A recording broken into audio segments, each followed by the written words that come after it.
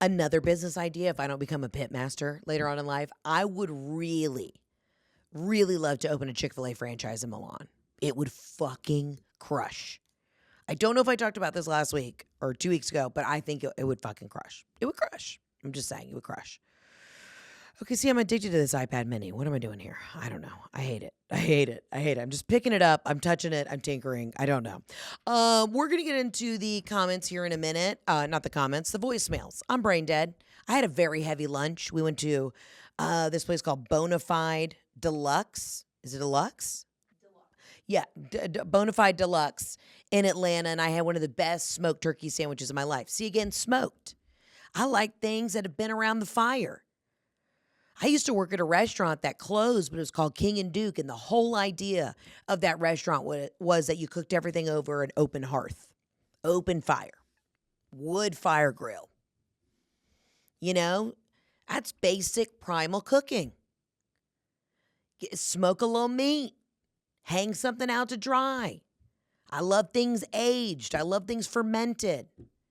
Why do you think Greek people and Italian people look so good when they're old? It's because they've just been eating fermented. And Asians, a lot of fermented kimchis and veggies. It's either smoked, cooked, or grilled, baby. You know? Why do you think Southern people die at 56? Because everything's covered in just absolute pork fat. But it's also why we live good lives. You know what I mean? I'm not here for a long time. I'm here for a good time. We did have kind of an ominous conversation in the car today. We were all, my buddy Jared was just like, if I died tomorrow, like, I'd be okay. I was like, great. I love that journey for you. We've been trying to figure it out.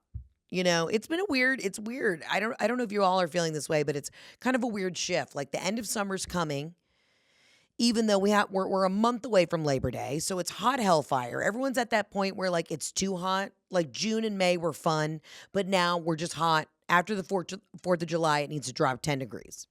I could still be patriotic. I could still be in an American flag sweater, but it needs to be max 86 during the day. It's too fucking hot. It's hitting 102, 103. The other night, we went to dinner at our favorite spot, Yeppa, and it was so fucking hot that I ripped my dress off. My dress had a full zipper, and I would just go in the bathroom, unzip the whole dress, stand in the stall, and just put moist towelettes on my ankles. I didn't know what to do. I was having a full hot flash that I could never curb. I could never settle or scorch the heat that was radiating through my body. Didn't matter how many Aperol spritzes I had. Didn't matter. I had 2 wrists in ice buckets, and I was just fucking miserable.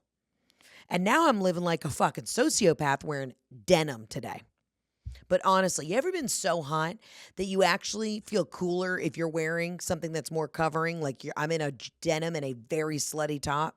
I feel cooler today in this than I did in my linen dress the other day, just letting it all air out.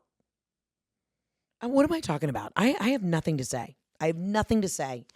I am having fantasies of opening a barbecue restaurant. What would I call my barbecue restaurant? It's always like Tamara's Ham. It's got to be like Heather's Hogs. Ooh, I like that. Something along Heather's Heavenly Hogs. I like that. Yeah. Hell yeah. And there's a photo of me, but it's actually Miss Piggy. Because I'm obsessed with this Instagram account where it's Miss Piggy, and it's literally the Miss Piggy account. And they just post the most glamorous photos of Miss Piggy. And I don't know why I just relate to her so much. And I've never really had my own Kermit. Like, Jeff is not a Kermit. I'd say Jeff is more of a Grouch or a Cookie Monster, size-wise. But Miss Piggy was always such an iconic, stunning, like, gorgeous, bossy, bitchy babe that I've always really related to. Like, I would love to do any sort of Sesame Street get-together with Miss Piggy. But I follow this account online, and it's just glamorous photos of her. And I'm thinking this could be great. We could do like a collab for my future barbecue restaurant. If it's like Heather's Heavenly Hogs and it's a photo of me and Miss Piggy, but it's like, art as me as Miss Piggy. And there's angels everywhere and I've got wings. It could be cute. I see the branding right now. And instead of like white and red checkered tablecloths, we have like hot pink and white everywhere. Oh, and if you go there, okay, this is what's happening. Okay, I'm already talking about the branding of my barbecue restaurant. At my place, you can get a Bud Heavy in a glass bottle.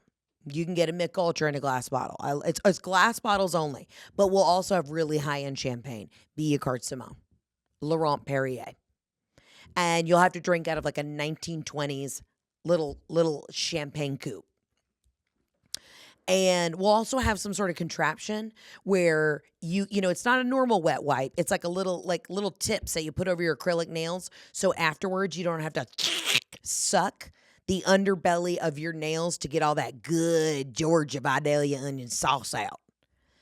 Our macaroni and cheese will always be a little thicker and less creamy. I don't like a weird goopy macaroni and cheese. I like it you see, when you pull it together, you pull it apart, you see the shreds of cheese that have been melted. We might have a panzanella. We might throw an Italian flair at my barbecue restaurant. We'll have a nice panzanella. There's like one pasta dish that rotates every week. Like a cacio pepe, a carbonara, but it's got some sort of barbecue flair. I don't even really love barbecue sauce. I eat it, but I've never been an A1 girly. I think if you're putting A1 on a steak, you're ruining the flavor of the steak. The meats, to me, should speak for themselves. Now, do I love a fucking condiment? You bet your ass. And I'll have the best barbecue sauce you've ever tasted this side of the Mississippi. But I'm just saying, you could also take one of my pork ribs and dip them in ranch if you know what's good for you. This is what I do on this podcast. I live out these fantasies, and I've hundreds of thousands of people that tune in, and you just kind of role play with me. And I don't know if you're into this, but this is where I'm at emotionally. My barbecue spot would have chandeliers, but we'd still just have rolls of toilet paper, not toilet paper. God, that's disgusting. Rolls of whatchamacallit? Not toilet paper. What am I trying to say? Paper towels. We got cute holders that you get at Ross for Less. You got the paper towel holder that's got like the crystal ball at the top. It's kitschy. It's cute. And we would actually have a bathroom attendant. Okay. Now hear me out. We'd have a bathroom attendant that would sit outside the bathroom. So you could go in there and do your thing.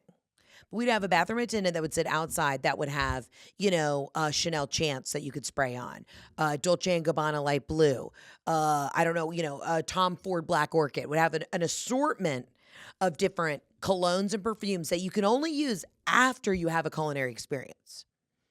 You got a breath mint. You got floss. We've got some press powder for the guys and the gals. I want you to feel like you're coming to this barbecue restaurant, but you're still leaving able to go back to your stunning, beautiful, gorgeous corporate job and not smell like you were at Heather's Heavenly Hogs.